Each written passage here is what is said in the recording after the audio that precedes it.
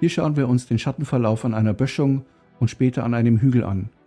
Wir konstruieren uns zunächst die perspektivischen Abstände der Zaunpfähle und tragen uns dann wie gehabt zuerst den Schattenverlauf zum Sonnenfluchtpunkt hin ein und dann die Schattenlänge von der Lichtquelle aus.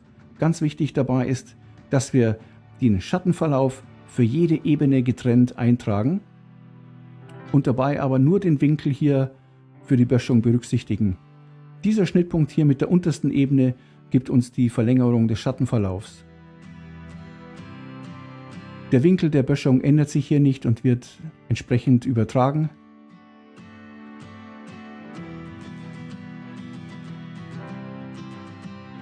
Nur der Schattenverlauf beim Hügel beginnt wieder beim Fußpunkt des Hügels.